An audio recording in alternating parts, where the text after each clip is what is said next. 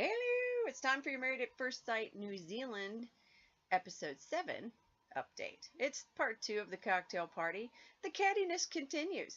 According to experts, Luke tried to make inways, but was met with hostility. And yeah, that's like continuous. Lacey's already decided to hate Luke regardless. She isn't giving him a chance. She claims Luke isn't emotionally ready. But is she? She won't even have a conversation with Luke. And then she's talking with everyone but Luke in the catty corner, Ben and some of the ladies chatting about the boys. Ben says to Vicky, "Oh, he's cute," referring to Andrew. She gives a scrunched up face as a reply, so you kind of go see where that's going. She jokes with Ben about switching partners. Anyway, Ben talking with Brett. He's heard that third-party rumors are more believable than he is. He said he's never lied. And he admits he's had trouble opening up, but so has Lacey. And if she won't take time to listen to him, then there's no hope. Brett and Angel are united. They're trying to stay out of the drama. Experts say they're lost in the bubble, and what a great place to be. Couples will start comparing their relationships to each other. Belle says things are now good. Not sure about that since the honeymoon, as she talks to Aaron. Poor Aaron, he's so frustrated he needs to talk about his relationship. He knows Ben isn't into him. Ben tells others he isn't attracted to Aaron, etc. But in the same breath, then he says he came into this to really give it a go. Yet his actions say complete opposite. Even Andrew notices how hard Aaron is trying. And, well, body language is terrible. Ben is just... you can just tell. It's so obvious to anyone who's watching them. Experts ask, where can this go? Well, who knows? I think we both know it's never going to go anywhere. Now, then Lacey's talking to Dom, saying Luke raised his voice to her, and to be honest, he did not raise his voice to her. She was totally dramatizing that. We watched the video, and I was really hoping that she'd get called on this, but anyway, onward. She starts playing with Dom's feelings. He starts to cry, you know, poor sweetie Dom. He's stressing over everyone else. Whereas he probably needs to focus on Claire, say the experts. Gossip about Hayden starts with Lacey, Vicky, and Belle about wrestling and women in the past, etc. I personally think Andrew is a great guy, but after Vicky's wrinkled face, I just don't see it happening. Claire isn't thrilled about Dom's sensitivity, and glad that Luke is talking with others now. He was sort of alone before. Luke says he isn't giving up. He asked Lacey to talk. She's now punishing him by making him wait. She basically performing for the group, and the experts aren't thrilled with the whole dynamic of this group because, you know, it's just cattiness. It's like a little hate group. And I imagine there's probably all kinds of official hate groups starting for Ben and Lacey now around New Zealand because, wow, deplorable behavior, really. Or just really stuck in their own heads. I don't know. Anyway, then the same folks that Lacey was whinging to, you know, about Luke, then they go and interrogate Luke, and it was so obvious. It's like it was a huge joke. I just say, Luke, cut your losses. You need to move on because old RBF is never going to give you a chance. Oh, RBF, resting bitch face. Anyway, Belle and Hayden, they seem okay, but I'm not convinced that they're going to work. They agree to move in together for the duration of the experiment, but I don't believe that's going to happen.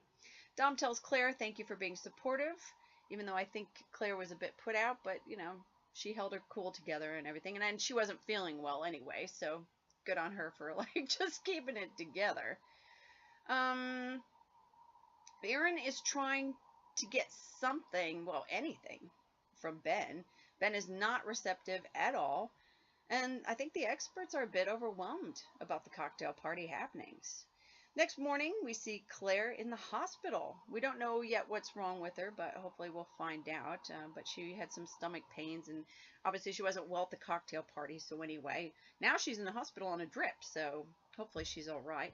Vicky and Andrew compare the relationship with others. She admits he's been doing more than she is, and she recognized it, and she admits she needs to change and do more.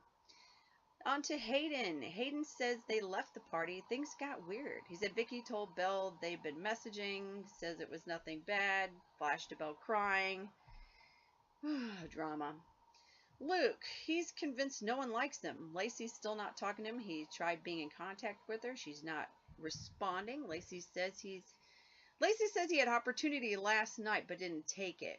Now, to be fair, we saw him try and she totally knocked him down. So again, full of crap. We were there. We saw it. Experts saw it. I just love how she conjures this in her mind. It's amazing. But he did ask to speak to her and she said not now. So she's full of crap. If she really wanted to try, she would have talked to him last night. She's looking forward to counseling. And I was like, yeah, I hope they tell you where you went wrong. And I hope they stick up for Luke. Because she just didn't even give him a chance.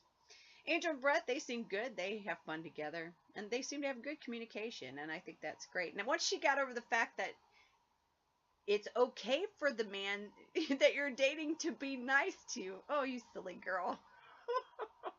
But I think now that she's got over that and she realizes that, oh my gosh, this is the way it's supposed to be. There you go, honey. And they just seem really happy. And I think they look great together. I think that I really have hopes for those two because I really think that they're probably the only couple that has a really good shot. Ben and Aaron, well, we get to them. Well, there's Aaron. He's at their hotel. It's after 10 a.m. Ben never came home last night after the cocktail party post drinks. Never came home. Aaron's ready to say how he feels. He's very hurt. He's tried so hard, and we've seen that. And you know, and then Ben's reaction is he wants to take things slower. But seriously, how slow can you go? I mean, it's crawling. Really. On to therapy. Angel and Brett. Brett says he came on too hot and he had to back off because Angel wasn't used to it. Once they got their balance, I think it's all sort of worked out. It kind of, their connection was good. He said how he was blown away and so thrilled when Angel got out of the car and on their wedding day. Angel tears up and they're going to celebrate their 1 week anniversary. Dr. Pani says keep talking to each other. Angel is stoked. On to Ben and Aaron. Aaron says first days were rough. Ben rolls his eyes, making New Zealand hate him even more. And he says he's more open to it now that he's back in his comfort zone. Yet the experts aren't convinced. They say, we watched the whole of last night. And, you know, they're calling BS because they saw it all. They call him on it. Aaron says he thinks Ben's not being attracted to him is a problem. Aaron wants to work on things. Ben continues to roll his eyes. Hating him. Luke and Lacey. Luke says Lacey hates him. She says it's that was uncalled for. Yet that is how she treats him. Old RBF doesn't give him a chance. Experts finally let Luke speak. Thank goodness. Lacey says she's loved the experiment, which is kind of a joke because then she starts to bitch about Luke. Experts ask, can you give it a chance? They give Luke time to talk. And Lacey says she didn't see him try enough in 7 days. So that's kind of why she doesn't think it's possible. So 7 days, there you go. She's got it sorted. Lacey thinks that 7 days, that's enough time. Because, you know, whatever. She wasn't open either. But anyway, that's how I feel. So, there you go. Caught up. We'll see you next time.